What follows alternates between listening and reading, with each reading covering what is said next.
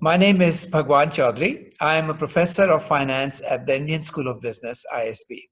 Today, I'm speaking with my colleague, Vijaya Sunder, who is an assistant professor of operations management. Vijay got his PhD from IIT Madras, and he has experience both in the real world and as an academic. His field of specialty is operation excellence. Most of you know that lockdown was imposed suddenly. The Prime Minister went on television and said from midnight today, all trains, all transportation, everything is closed. One particular population was greatly affected by this were migrant workers.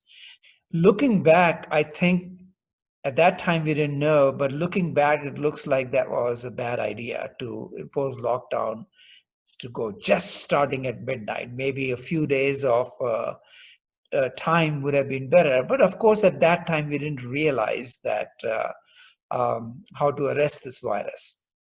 So, Vijay, tell us, when did we find out that there was this big crisis? A lot of people who were walking on the roads with their babies in hands.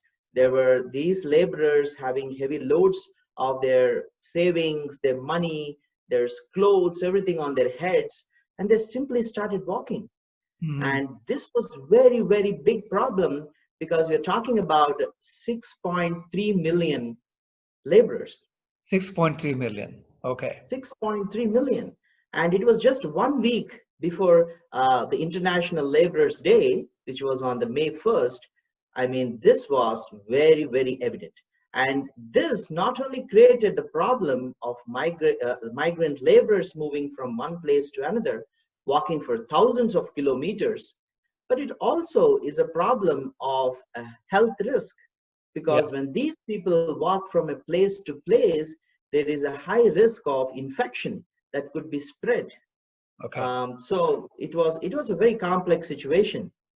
Okay, so this kind of points to what you teach to MBA students and other students that, systems are complex. And when you make a decision about one, other things need to be taken care of. And if you don't take that into account and see simultaneously how to fix this, it can create an issue. So lockdown happened end of March. We initially thought that maybe it was 2 or 3 weeks. So maybe first 2 or 3 weeks they decided to stay and not go back. Is that what happened? It was in the end of April, actually, when the issue was prominent. And from the May 1st was this big initiative of Shramik trains actually started. Okay. And when we see the overall demand of these particular trains, which ran over for about 50 days, starting from May 1st, in the first 1 week, the demand was very, very low. I mean, we had only very low, very low. In the May 1st, I think there were about 4 trains. And when we see the numbers on May 20th, we had about 250 trains carrying 1,200 people per train. Okay, so let me give a little bit of perspective here. We are trying to transport millions of people, and this activity that Vijay started talking about started from beginning of May, and it has gone on for the last 2 months. And we have a total of close to 6,000 trains. Is that right? Yeah, it's close to 5,000 trains in the past 50 days. Trains over the last 2 months. But you said in the beginning, it was very low. Why was it low? Is it because people did not know that this was arranged for them? Or were they fearful? Do you know?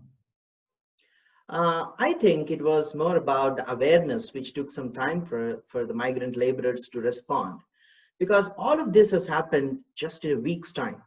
I mean, April last week, when government made a decision that they will be starting Shramik trains, and on May 1st, it all started. So the state governments and the central government and the Indian Railways, all of them started kind of exhibiting this opportunity to the migrant laborers. But it took some time for the migrant laborers to understand that there is something waiting for us. There is something, there a platform to help us. And it took maybe a couple of weeks for them to respond. Okay, so that's pointing out to another thing, that it's not just you have to arrange it, you also have to inform people. And Right. information wasn't necessarily traveling in the best way because there were rumors, people were not sure Yeah. uh, who will be allowed, who will not be allowed, because there were issues such as health, as you mentioned. So there's an article that you wrote, which Professor Milind Sohni, uh, which describes many different parts that needed to be managed. As you mentioned, one of it was health. So to be able to ride the train, they had to check them that their health was okay. So the temperature check and other checks, is that right? That had to be coordinated Absolutely. as well. Okay. Absolutely. That's true. In fact, talking about the overall coordination, there were primarily four important challenges which were contributing to the complexity. And as you mentioned about the systems overall, it was so nice to put that into a systems perspective, because all these four challenges have some connectivity between them. They all are related to each other. Yes. For example, first one being the overall scale of transportation itself, the logistical complexity. I mean, if we look at the numbers, that about 24 states these migrant laborers come from, and they were spread across 27 states in India. So Right. that's a geographical diversity which was involved in adding to the complexity of transportation. And So and yeah. did we know what this pattern was? How many people would need to be moved from which city to which city? Did that take some time to figure out, or was that information there with the ministry? Oh, this was the second challenge, in fact, because this was, I mean, when we see the normal trains which have been running for more than 160 years by Indian Railways, these trains run on a schedule. So there will be a train which will be having a timetable prepared beforehand, and people like to go and take the advantage of going and enjoying the experience. But these trains, the Shramik trains, were quite different, because as you mentioned, the demand was very uncertain. We don't know how many people are going to avail this opportunity. There was no information about how many migrants are going to occupy these trains from each region. Oh, So there was uncertainty around the demand numbers, and we can simply say the Shramik Trains project was like trains on demand, the unknown demand of the trains. Yeah, and that was a complex. how was this information conveyed to them? How did people find out that there were Shramik trains? For example, if I'm a migrant worker in Hyderabad and I'm going back to, say, Bihar or West Bengal, how did I know that there is a train? And how did I know what time the train is? What do I need to do? When should I show up? Can I take my family? And if somebody's sick in my family, am I allowed to go or not? How was that transmitted? Was it through the newspapers, or leaflets, or internet? What happened? Yeah, that's an interesting one. In fact, uh, newspapers played a good role in communicating this. But when we are talking about the migrant laborers, I think the state governments played a big role. Okay. And this again brings back to the original concept of systems thinking, where the big system is aligned with a purpose to respond to a change, and the subsystems getting aligned to that.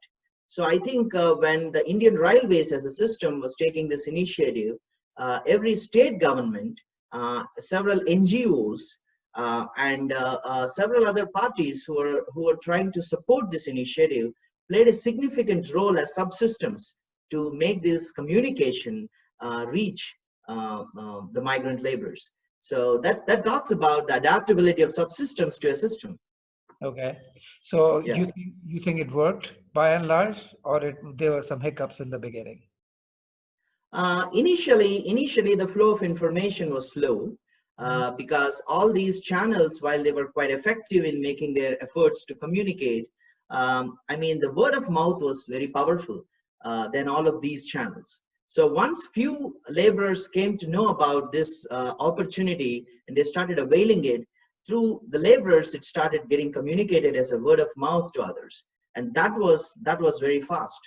Okay. So word of mouth, when it works really well. But word of mouth Yeah. has the other side to it, which is sometimes misinformation also travels Correct. very fast on WhatsApp.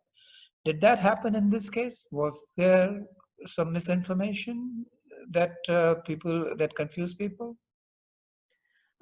There was some misinformation, not from the word of mouth, but there were some media reports which were communicating on the negative side of this initiative. That's right. We heard So, some stories that a train left from this place and yeah, instead of reaching this, which were right. basically false reports. Is that right? Absolutely. Absolutely. So Very that true. that affected people like us, the middle class people who read newspapers, but it didn't really affect the migrant workers. They were okay. Absolutely. You're correct. Okay. True. That's true. So media plays a responsible role, and you're saying this misinformation was that sometimes I heard that it took 9 days for the train to reach. Those were all wrong reports. Is that correct? Absolutely. I mean, there were a few reports which kind of communicated such information, which was absolutely wrong. On the other side of it, I would look at this as a train traffic congestion a problem, because when this project was executed, all these migrant laborers are predominantly focused on two states of our country. One was Uttar Pradesh and the other was Bihar. So Hmm. when all the trains start moving to these two states, it is quite natural that there could be traffic congestion in these particular routes. And that is when Indian Railways came up with this traffic diversion strategy. They started moving trains in different routes, which actually took a little more than the normal route. So they took a longer route in order to reach the destination. So that I find that a little surprising because most of the other people were not traveling. So just putting, so we are talking about what, about 100 or 200 trains a day all over the country. Uh-huh. And if you're talking about 24 states, 27, 20, between 20 and 30 states, that couldn't cause a traffic problem, would it? I mean, it seems very unusual, unlikely to me, but maybe there was.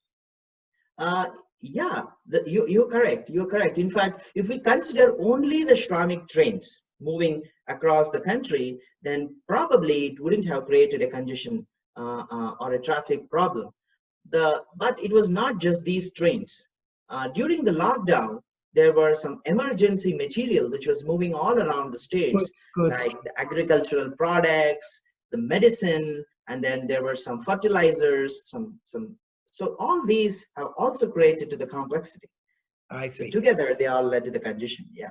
I see. So, do you think the Indian Railways actually has a good information system that can program these things? And because this is what you teach, this is what you do research on. It's a scheduling problem. Uh, what time should trains leave, and what are the paths and stuff? This is something that you study. Does Indian Railways have a good information system, or you think that can be improved? Okay. So let me respond to this question in two different scenarios. One is when everything is normal, when we are in a normal day without COVID around us, with no problems, no uncertainty. I think Indian Railways has been doing a great job for past 160 years. In fact, being the fourth largest transportation organization in the world, it transports more than 8.3 billion people in a year, and Mhm. that's massive. Mhm. So in a normal day, I think their information system was quite good, and that's why they're able to do this consistently over the past several years. Now, adding to the second scenario, that's the complex scenario. When we are in a COVID-19 situation, when everything is uncertain, when we do not know what would be the occupancy rate of a train, when we do not know what would be the demand from each region of the migrant laborers, there comes the real problem.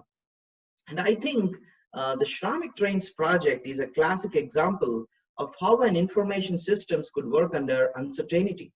It worked. It worked, and they were able to successfully transport 6.3 million migrant laborers in less than 2 months. So I think with this case evidence, we should we should probably agree that they have a good information system, which worked even under uncertainty. I see. So are you writing a case on it? Probably yes. I Okay. think it will be an interesting opportunity to write a case on that. Yeah. So I remember reading in your report that there was an element of timing as well, because trains couldn't leave too early in the morning because there was all these health checks that had to happen. So they had to leave in the afternoon, but they also had to plan what time they're going to reach, so as not to have congestion with the goods trains and all of that. So there's a lot of timing element as well, in addition to the demand uncertainty. Plus, there were social distancing rules. You could only put 1,200 people on the train. Is that correct? Yes, absolutely. A train could accommodate about 1,200 people. That's true. Because of the distance. Um, would you say that by and large, we were able to transport migrant workers safely? Do you know if there is evidence, in fact, whether transmission was contained and was managed, or do you think there were problems there? What is Okay. your... Um, I feel the collaboration played a big role in this whole project. Collaboration between the state governments, as well as the Indian Railways. Talking specifically on the health risks, the data which we were able to get from the field does not reveal any infections which are spread during during the travel. Okay. And Indian Railways actually have put in place two important checkpoints. One is when these migrant laborers get into the train, the state governments were responsible to do all the health checks. And only people who are good enough to travel with no temperature, no infection evidence found in them, only they were allowed. And inside the train also, there was the personal protection equipment was kept ready for the people to actually use that. Oh, Further to that, they were provided free meals and drinking water, which, um, which is another operations which was issue, because the... absolutely, absolutely. And also they were asked to maintain 1.5 meters of distance when they were traveling. And at the same time, when they reach the destination points, the receiving state has kept all the transportation ready, like the local buses were waiting for them in order to transport the migrant laborers from the train station to their homes.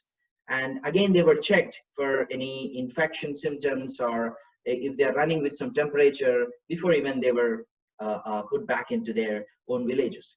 So I think the overall coordination, the collaboration played a big role with the state governments.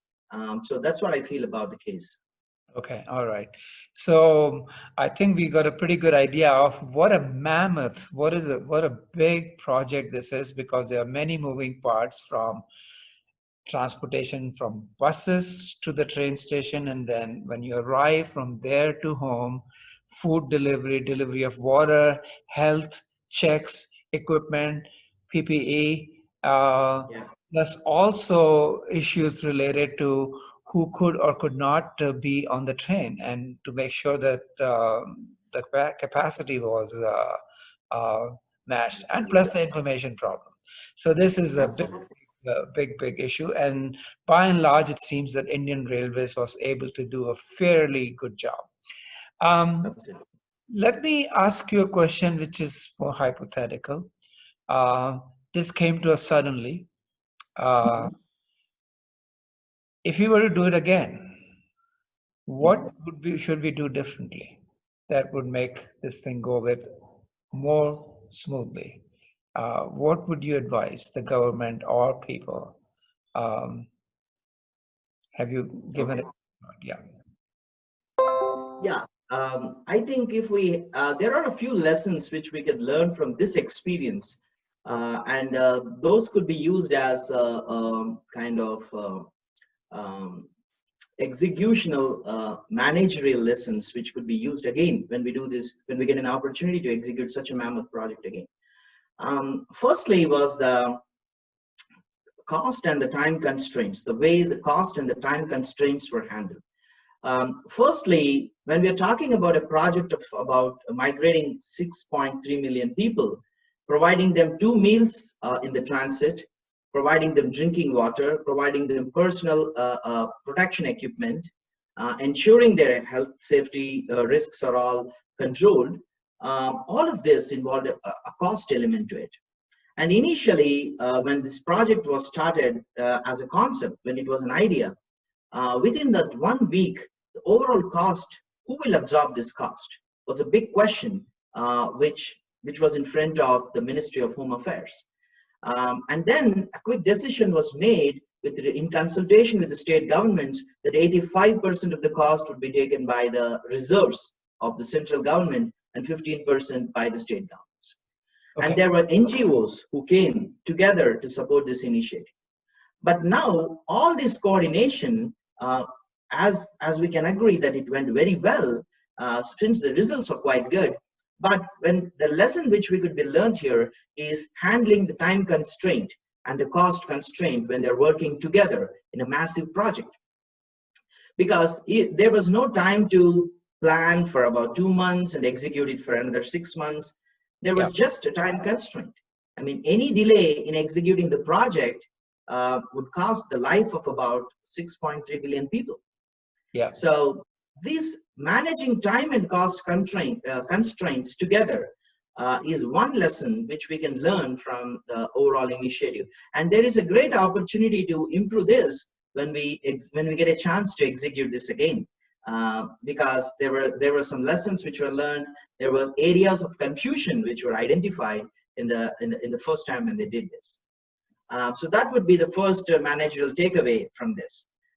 The second challenge which they faced was how to manage and communicate the people about the results which were flowing in a positive way. So the communication had two parts. One was to make people aware that there is an opportunity, come use it. And also there was a second level of communication where when all the people were getting transmitted in the right way, there were some media reports which were creating negativity. So if there was a communication channel, a systematic communication channel, which could have arrested the other false information or rumors which are getting spread, that would have been a great success as well.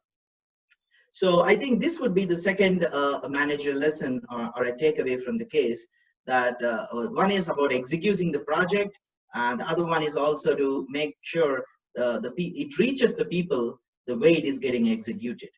Okay, so both the operations and the information system seems like the two. Absolutely.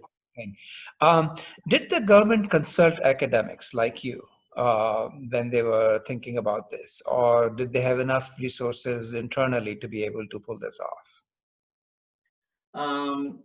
I think they were able to leverage their internal resources for the planning purpose, as well as for the execution.